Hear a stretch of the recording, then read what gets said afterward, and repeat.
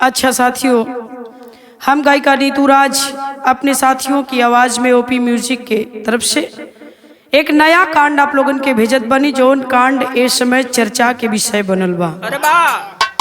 कानपुर का यह कांड है, कानपुर देहात का। इतना दर्दनाक हादसा, इतना दर्दनाक कांड जो नहीं होना चाहिए था वो हो गया। आज के इस राम राज की ये कहानी है। गौर करेंगे, 4 लाइन भूमिका में भाव है मास्टर।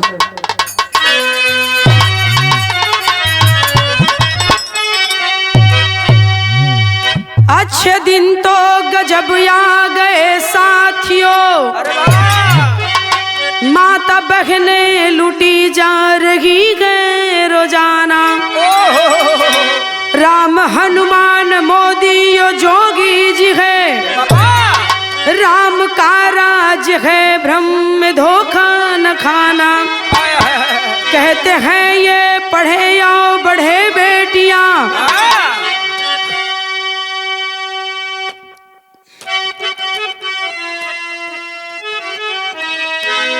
कहते हैं ये पढ़े या बढ़े बेटियां, पर नियति की है बेटी जिंदा जलाना। ऐसे इल्जाम इनके प्रशासन पे है, मैं नहीं ये सिया राम कहता जमाना।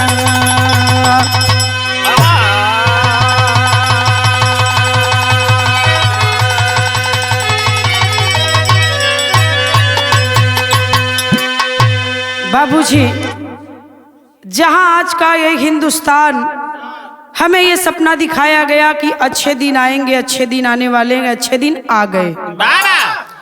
जहां प्रधानमंत्री मोदी जी को राम का दर्जा दिया गया और उत्तर प्रदेश के मुख्यमंत्री जोगी जी को हनुमान का दर्जा दिया गया।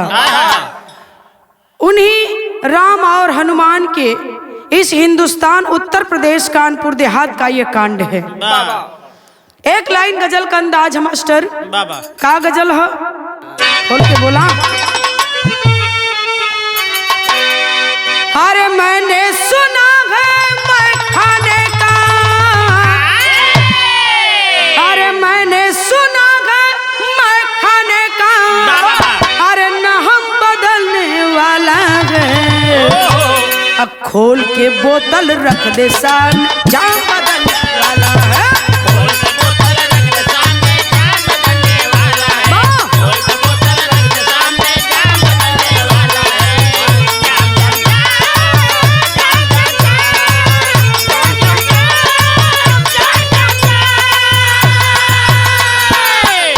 गौर करेंगे बाबूजी, जहां राम राज चल रहा है तो राम राज चल रहा है। सरकार जहां दावा करती है तो ये राम राज चल रहा है। तब कवि जी का कहना है, अरे राम राज चल रहा है, अरे राम राज चल रहा है तो क्या राक्षस राज कहलाता है। प्रजातंत्र का रक्षक ही माँ बेटी को जलवाता है।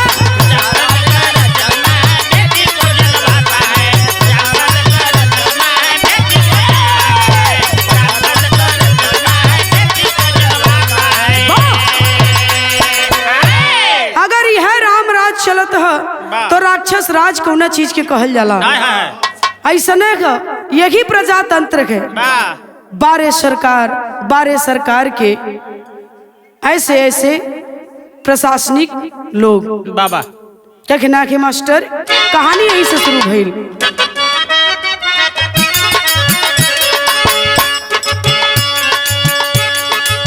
देहात कानपुर जो सुर्खियों में छाया है,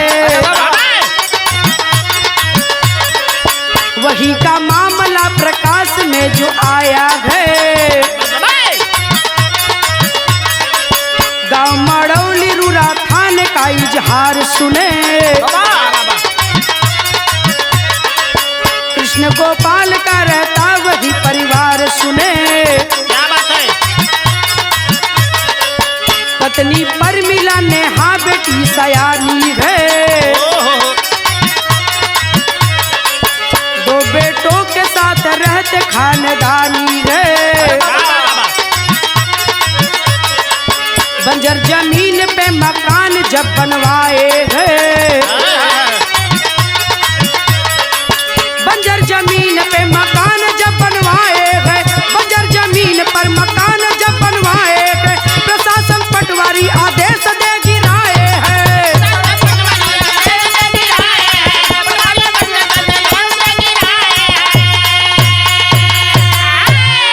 गौर करेंगे बाबूजी, गांव मड़ौली रूरा थाना कानपुर देहात कई बात बा, जहां एक गरीब ब्राह्मण परिवार रहा करता था।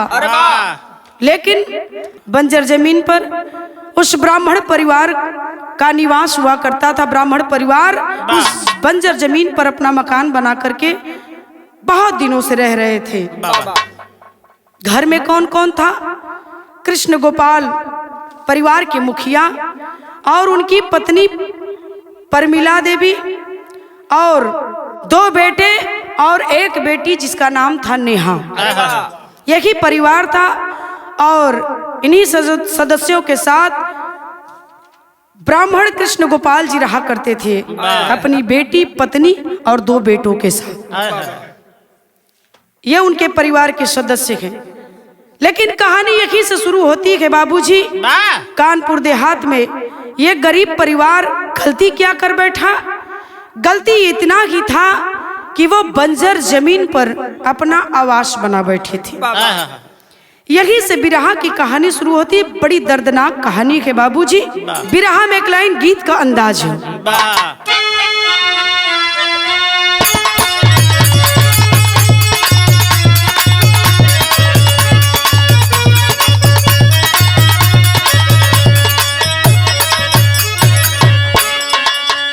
यह गीत बा, गौर करेंगे इस गीत को सांसद होने से पहले दिनेश लाल निरहू गाया करते थे। क्या गावत रहा मास्टर? अरे हाथ तारू के तनन का जान हो, चाचा साथ के टिकुलिया।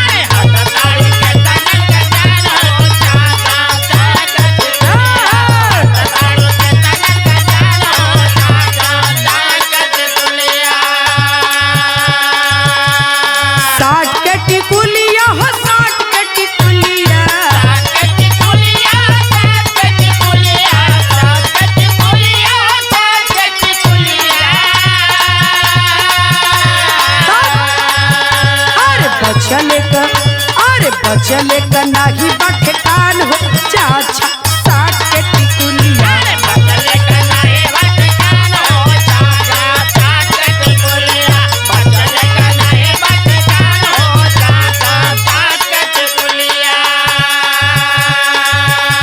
लेकिन बिरहा में कवि जी लिखत हुआ भाव है मास्टर साहब। गौर करेंगे बाबूजी, जहां वो गरीब परिवार ब्राह्मण परिवार रहा करता था, गांव के कुछ लोग लेखपाल साहब से मिलकर के उस गरीब परिवार का मकान गिरवा देते थे। प्रशासन द्वारा बुलडोजर चलवा करके उस गरीब परिवार का मकान गिरा दिया जाता है। तो बेसहारा वह परिवार डीएम के ऑफिस पहुंचता है। तब पहुंचलन तो कैलन का मास्टर,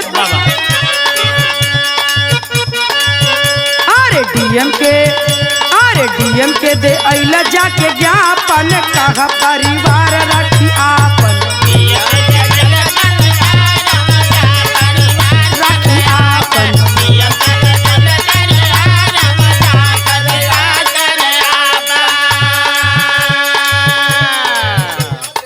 याद रखे बाबूजी, 2 महीना पहले जा करके इस घटना को घटे 2 महीना पहले जाकर के डीएम आवास पर, डीएम ऑफिस पर जब मकान गिरा दिया गया तो जाकर के वहां अपनी गुहार उनसे कहते गए, अपनी बात को कहते हैं कि मैं गरीब आदमी हूँ, कहाँ जाऊंगा मैं अपना परिवार लेकर के साहब, मेरा मकान तो गिरा दिया गया, कहाँ जाऊंगा मैं अपनी बेटी और बेटे को लेकर, पत्नी को लेकर के, हमारे लिए कुछ किया जाए साहब, मैं गरीब ब्राह्मण हूँ, कहाँ जाऊंगा। गौर करेंगे हुआ क्या मास्टर?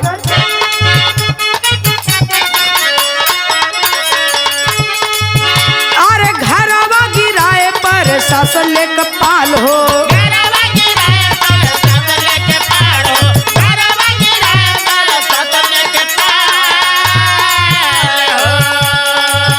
अरे बाटी हम गरीब साहब रखा तानी ख्याल हो।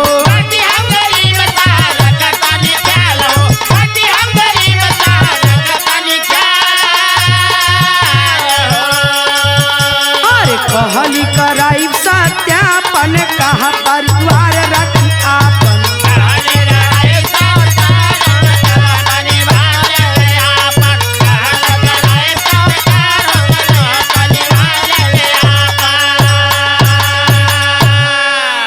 डीएम कौन थी?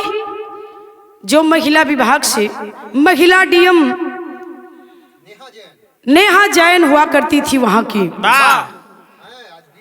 महिला डीएम नेहा जैन के पास जाते थे और अपनी बात को कहते हैं, अपनी गुहार को कहते थे। डीएम ने आश्वासन दिया कि तुम्हारी मांग पूरी होगी, तुम घबराओ मत, हम तुम्हारे साथ हैं, तुम्हारे साथ कुछ भी बुरा नहीं होगा, हम तुम्हारे साथ हैं। ये उस परिवार को धारणा दे करके वापस लौटाया गया। आता है वो परिवार अपने घर पर। बिरहा में एक लाइन यहाँ तर्ज बदल गई मास्टर।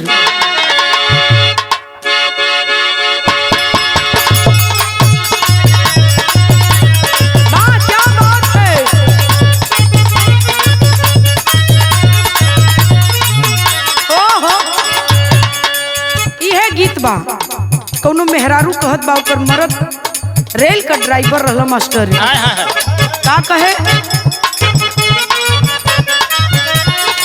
यह कहे रेलगड़िया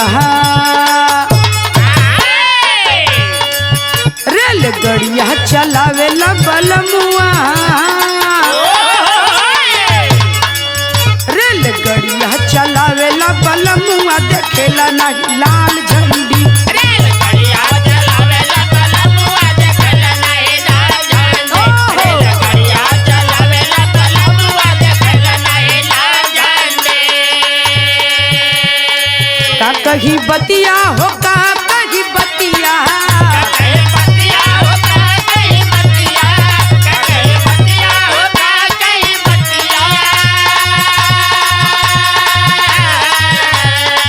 वो दबावेला बलमुआ, वो दबावेला बलमुआ, देखेला नहीं लाल झंडी।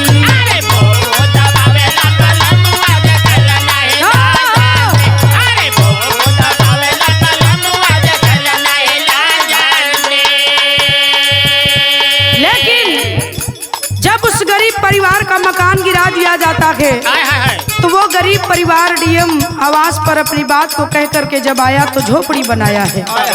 ए बाबू, झोपड़ी बनाया है और झोपड़ी को तोड़ने का भी वहां से बात आने लगती है। एक बार गया आवास पर, 2 बार डीएम आवास पर गया, 3 बार गया। तब कवि जी लिखते हैं क्या?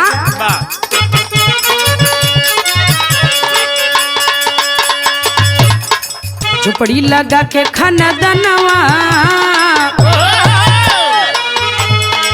झोपड़ी लगा के खाना दनवा, गरीबी में बितावा है दिनवा।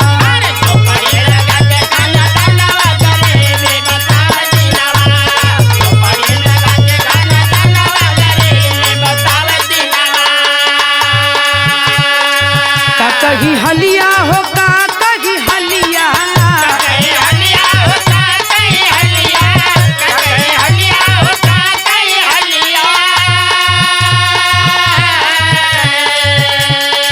पीछे पड़ल बेईमानवा,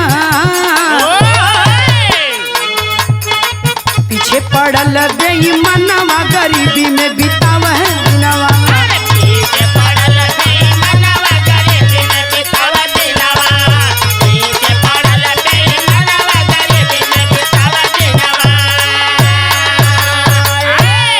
गरीबी में वो परिवार अपन दिन बितावत झोपड़ी लगा करके, और वही झोपड़ी में अपने परिवार के लेके वो ब्राह्मण परिवार अपन दिन कैसो कैसो काटत बा गरीबी में।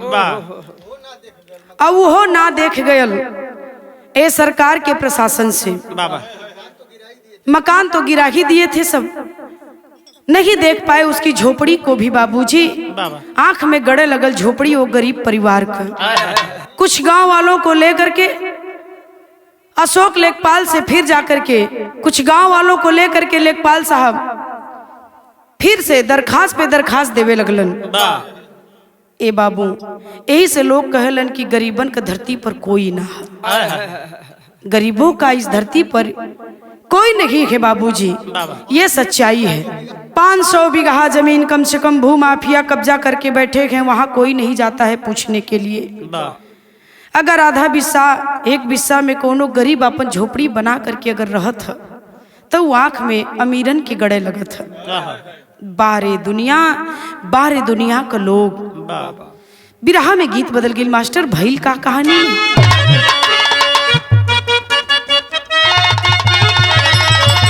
यह गीत बा तरे नरियरवा के बारी, अरे तरे नरियरवा के बारी ऊपर श्याम गेना लगा।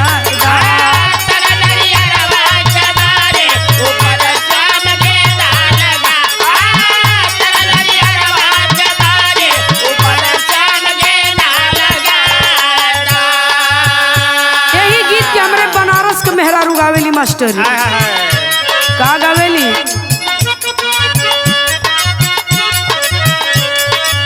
कितनो तू गंगा नहैबा, कितनो तू गंगा नहैबा पत्थर तिरिया ना पैबा राजा।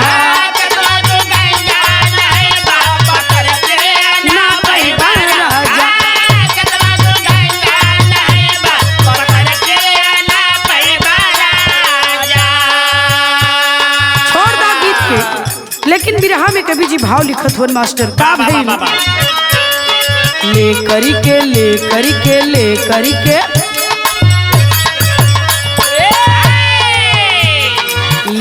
के लाव लश्कर भारी प्रशासन बा आइल दुआरी।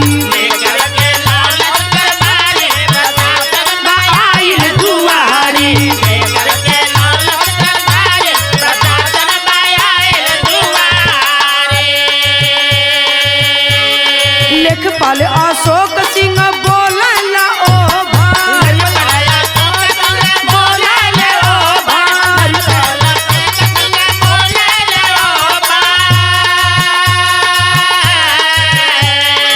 एसडीएम फोर्स लेके आइला बुलडोजर, एसडीएम फोर्स लेके आइला बुलडोजर, एसडीएम फोर्स लेके आइला बुलडोजर।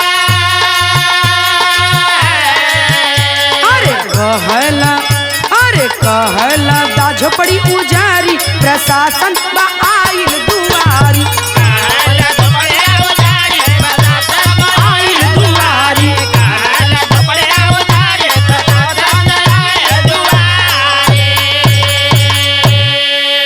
लेकर के लाओ लक्सर। गौर करेंगे बाबूजी। लेखपाल अशोक सिंह एसडीएम फोर्स के साथ अपनी बुलडोजर लेकर के आते हैं। और इतना ही नहीं, रूरा थाने की फोर्स के साथ बुलडोजर के साथ आकर के उस गरीब ब्राह्मण की झोपड़ी को उजारने का पूरा प्रयास करने के लिए दरवाजे पर खड़े हो गए। गरीब परिवार चिल्ला रहा है, साहब मकान तो आपने गिरा ही दिया है और अब मेरी झोपड़ी को उजारने के लिए आ गए हैं। कैसो तिरपाल उरपाल डाल के झोपड़ी के गरीब परिवार अपन बना के वही में रात दिन बितावत रहल है। लेकिन प्रशासन के लोगों से वह झोपड़ी भी नहीं देखी जाती है और उजारने की पूरी तैयारी लेकर के साथ में आ गए हैं। दरवाजे पर खड़े हैं और उजारने की बात करने लगते हैं। और उस गरीब ब्राह्मण की पत्नी हाथ जोड़ करके गिड़गिड़ा रही है, साहब ऐसा मत करिए, साहब ऐसा मत करिए। इतना ही नहीं, यहाँ तक कि उस परिवार के बेटी का विवाह भी पड़ा था बाबूजी। बोल रही है वो ब्राह्मण की पत्नी की मेरी बेटी की शादी पड़ी है, साहब कम से कम शादी तो बीत जाने दीजिए, कम से कम शादी तो बीत जाने दीजिए। लेकिन बाहर प्रशासन के लोग दिल में थोड़ा भी रहम नाम का कोई चीज नहीं है बाबूजी। कह रही है परमिला, क्या कहती है मास्टर?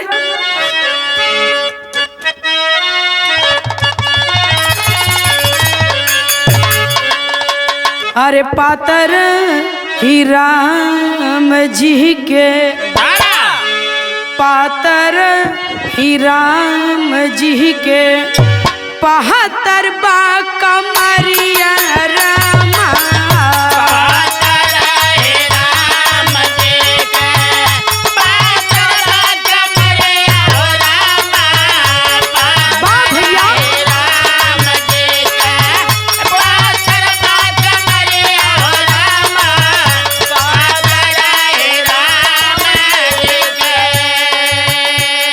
रो रही है परमिला और रो करके एसडीएम साहब के सामने कहती है कि साहब हाथ जोड़ रही हूँ, मकान तो आपने पहले ही गिरा दिया, बेटी की शादी पड़ी है, ये धूप से बारिश से बचे बदे ये तिरपाल के डाल के कैसुई झोपड़ी बनूलेगी, कम से कम बिटिया का शादी तभी हमरे बेटा के समान हुआ। हे मतारी पर इतना तो कृपा कैदा, इतना तो दया कराए साहब। कह रही है मास्टर साहब, रोवली मतारी जानी, रोवली मतारी जनियू, जहारा मोर ठिकानवा बाबू, मतारी जनियू, जहारा मोर ठिकानवा बाबू, रोवली मतारी जनियू, जहारा मोर ठिकानवा बाबू, रोवली मतारी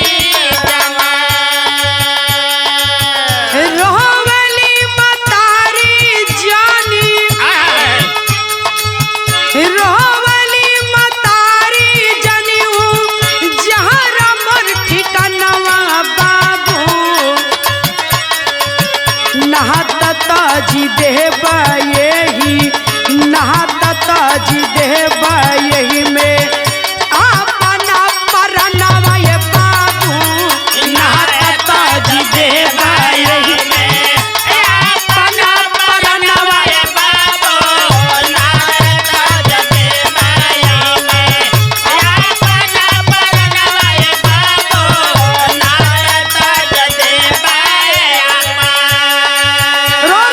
परमिला रो करके कहती है कि साहब अगर ना मनवा ते ही अपनी झोपड़ी में अपन प्राण तज दे तो लोगन की आंखी के सामने नहीं तो मान जाए साहब, कम से कम बिटिया का शादी हो जाएगा।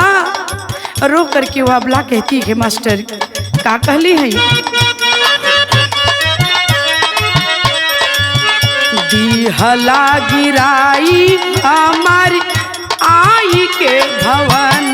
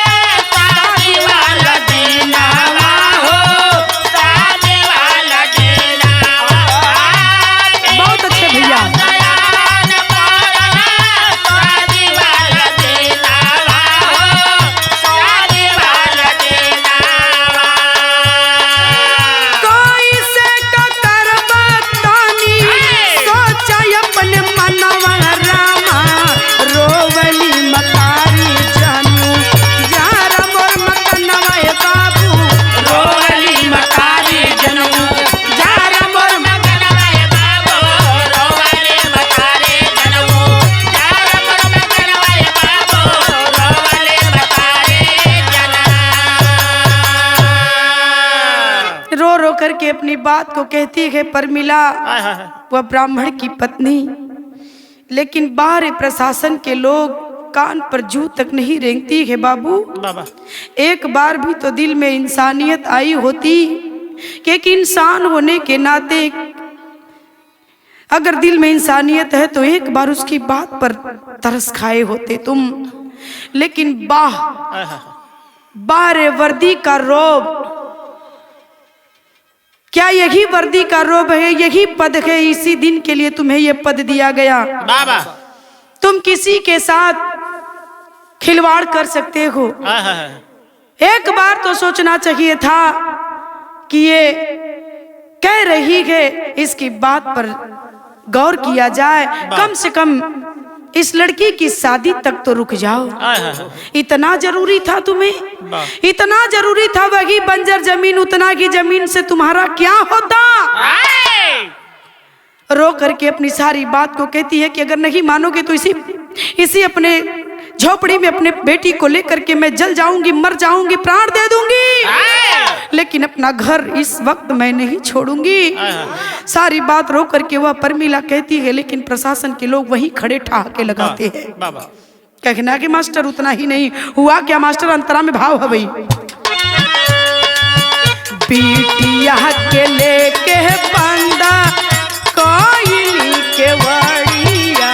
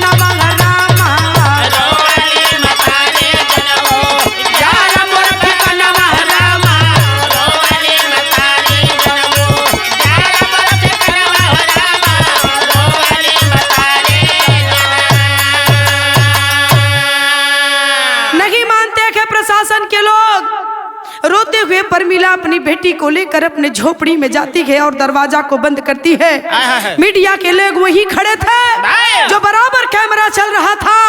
आप लोगों ने सोशल मीडिया पर देखा होगा, चैनल पर देखा होगा, न्यूज पर देखा होगा। इतने में कहते हुए, भागते हुए, चिल्लाते हुए परमिला अपनी बेटी को लेकर झोपड़ी के अंदर जाती है और दरवाजा को बंद करती है। मर जाऊंगी, जान दे दूंगी, लेकिन अपना ये आवास नहीं छोड़ूंगी, ये झोपड़ी नहीं खाली करूंगी।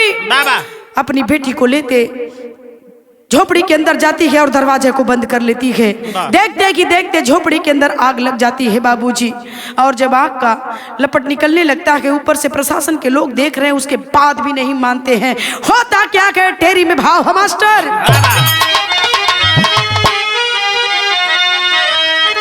अरे नीचताई हद से ज्यादा हो गई, अरे भैया नीचताई हद से ज्यादा हो गई। जलती माँ बेटी को देख रहे कसाई, अरे कसाई, अरे कसाई। नीचताई हद से ज्यादा हो गई। जलती माँ बेटी को देख रहे कसाई, नीचताई हद से ज्यादा हो गई। गजब हो गया बाबूजी। उस झोपड़ी के अंदर जिंदा बेटी माँ दोनों जल रही है और चीखें बाहर तक सुनाई दे रही है, लपटें बाहर तक दिखाई दे रही है। पापा पापा का करके वो जिंदा बेटी अंदर जल रही है और चिल्ला रही है, पापा बचा लीजिए, पापा मुझे बचा लीजिए। लेकिन वही प्रशासन के लोग चुपचाप खड़े हैं और चल देता है उनका बुलडोजर। गौर करेंगे बाबूजी, वही प्रशासन के लोगों को बुलडोजर की पड़ी है, बुलडोजर चलाने की पड़ी है।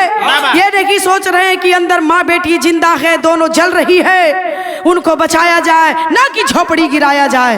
अरे नीच, अगर तुम्हारे दिल में थोड़ी सी भी रहम होती तो तुम बुलडोजर को रोक करके पहले उन माँ बेटियों को बचाते, ना कि बुलडोजर को चलाते। होता क्या है मास्टर,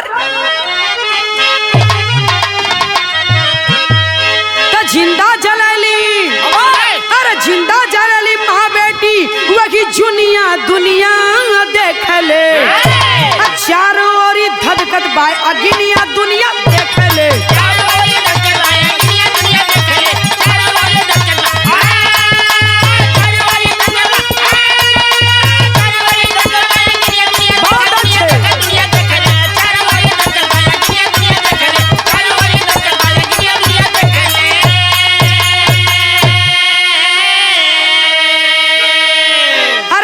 सदा से सब बच निकले, माँ बेटी प्राण गंवाई हो।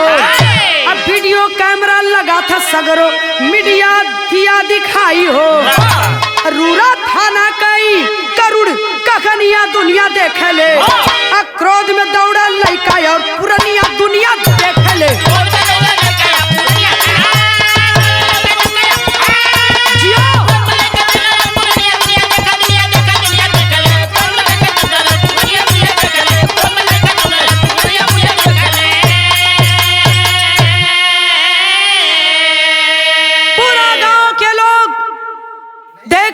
बाबूजी और नहीं जब देखा गया, देखते देखते दंग हो गए। चीख अंदर से आ रही है, बचाओ बचाओ बचाओ। दोनों माँ बेटी अंदर से चिल्ला रही है, जिंदा जल रही है झोपड़ी के अंदर। और यहाँ प्रशासन का लोग बुलडोजर चलाने की पड़ी है, बुलडोजर चलाने की पड़ी है। अंत तो गत्वा बाबूजी गांव के लोग जब नहीं देखा गया तो दौड़ पड़े। नौजवान पुरनिया बुजुर्ग लड़का दौड़ पड़े के गांव के लोग, और कैमरा लेकर के मीडिया के लोग भी हैं जो बार बार कैमरे से दिखाया जा रहा था।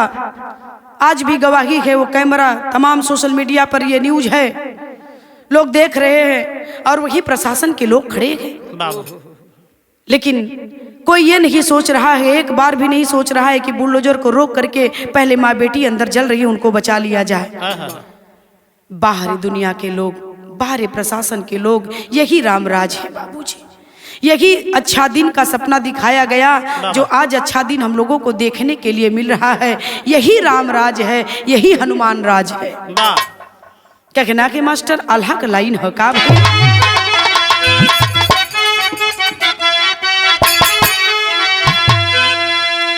अरे आए दिन घटा नहवायब आई से सुना ले बाबू,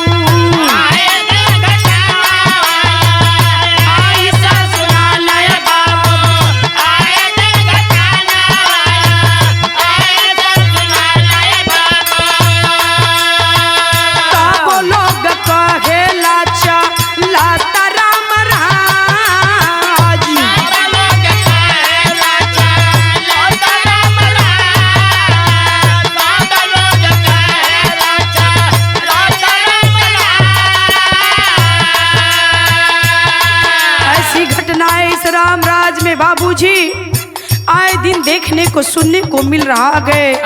बारे रामराज जितना तारीफ किया जाए कम होगा। क्या कहना है मास्टर?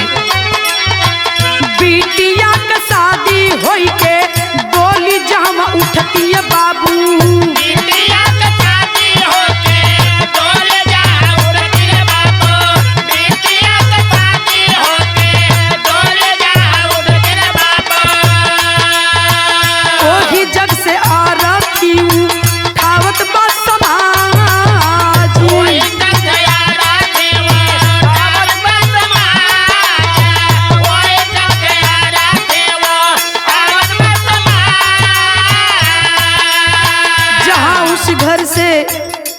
कुछ ही दिनों के बाद उस बेटी की डोली उठाई जाती बाबूजी।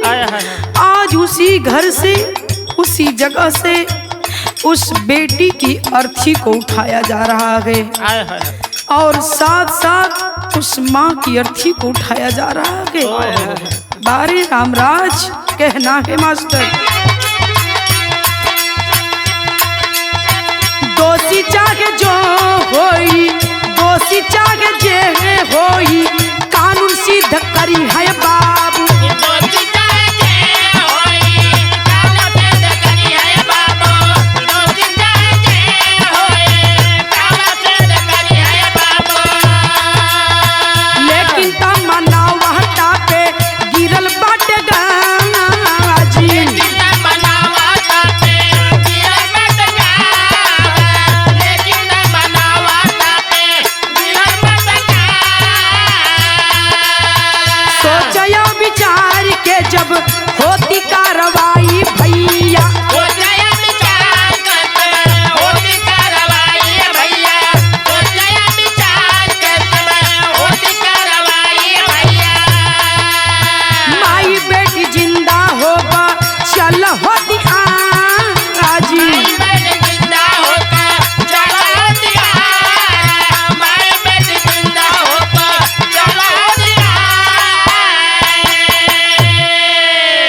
जो दोषी होगा उस पे तो कार्रवाई होगी बाबूजी, लेकिन अगर सोच विचार सूझबूझ से काम किए होते प्रशासन के लोग तो शायद आज माँ बेटी दोनों जिंदा होती।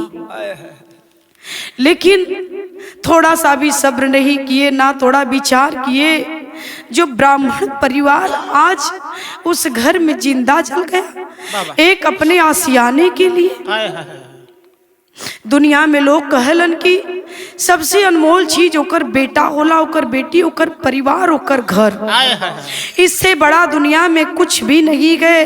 अपने आसियाने से बड़ा, अपने परिवार से बड़ा इस दुनिया में और भी कुछ होता है क्या? अगर कुछ होता तो शायद आज ये माँ बेटी जिंदा घर में न जलती। लेकिन अपनी घर से बड़ा, अपनी भूमि, अपनी जन्मभूमि से बड़ा, अपनी कर्म भूमि से बड़ा कुछ भी इस दुनिया में है नहीं बाबूजी।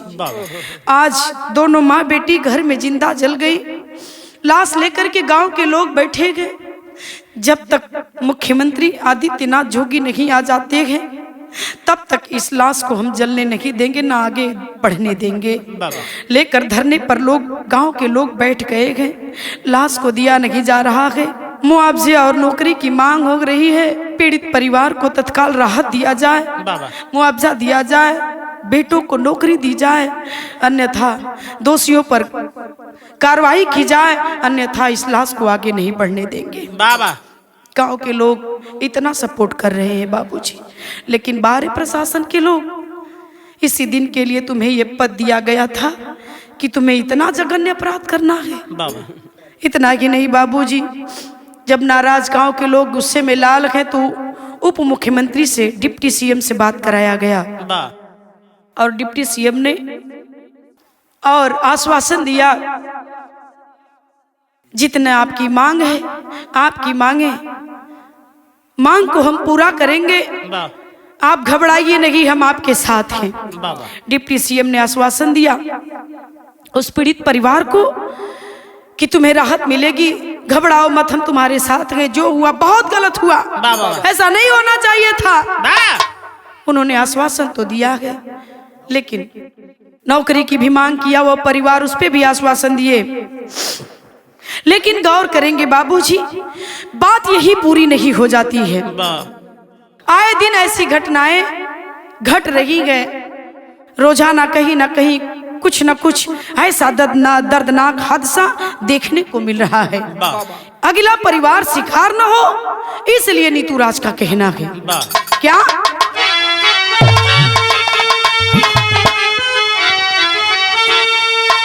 तदेई प्रशासन, तदेई शासन यो प्रशासन, जब ना धिया नवा सुना तो होई है आए दिन घटा नवा पीरा नवा सुना।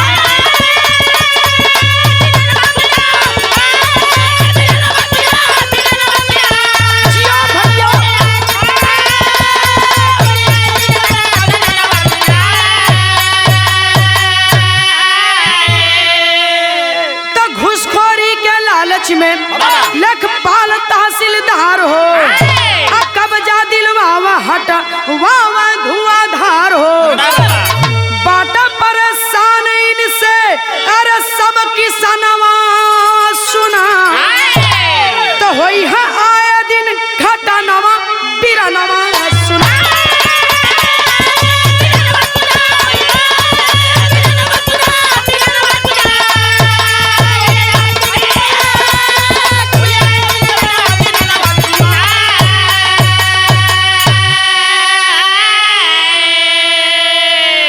बाबू गौर करेंगे, इसीलिए बाबूजी दोषी लेखपाल साहब को भी माना जा रहा है। कहीं ना कहीं दोष प्रशासन के साथ साथ लेखपाल साहब की भी है। आए दिन ऐसी घटना किसी न किसी गांव में रोज देखने को मिलती है। कभी इनकी नापी, कभी उनकी नापी, कभी इनका चक्रोट, कभी उनका चक, कभी इनकी नाली, कभी उनका खड़ंजा। ये लेखपाल की देन है। झगड़ा, बात विवाद बढ़ाने का काम, घटाने का काम अगर कोई करता है गांव में तो वो है लेखपाल, ज्यादातर लेखपाल। तो कहना है आइए, तन्नाली चक रोड बंजर के बाटे विवाद हो, अपन भले होई नगी इनकर अरे समाधानवा सुना होई है आए दिन घटनावा बिरनवा सुना।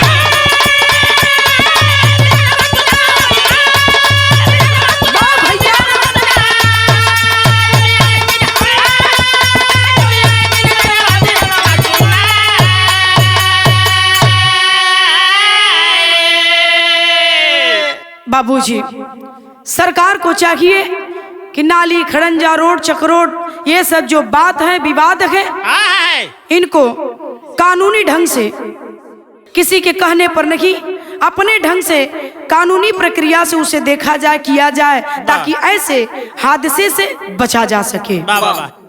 किसी के साथ भी अन्याय ना हो। जो इतना बड़ा हादसा हुआ ऐसा हादसा फिर कभी इतिहास में दोहराया ना जाए। इस हादसे से हमारी सरकार को सीख लेनी चाहिए और इतना नहीं लेखपाल महकमा को भी चाहिए कि ऐसी घटनाएं ना घटे,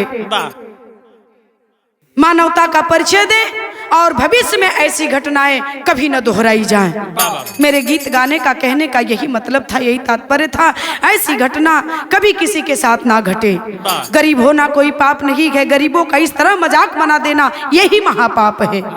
जाति कोई हो बिरादरी कोई हो लेकिन इस तरह से गरीबों का मजाक बनाना, उनके साथ इतना बड़ा अत्याचार करना, ये कहाँ का अधिकार तुम्हें किसने दिया। तो यहीं पर कहानी हम खत्म करते हैं। मास्टर खानदान का परिचय। गुरु बिहारी गुरु रमन ऐसे भी नीच वतन में श्यामा सीताराम भरत जी विश्वनाथ के मन में नीचताई हद से ज्यादा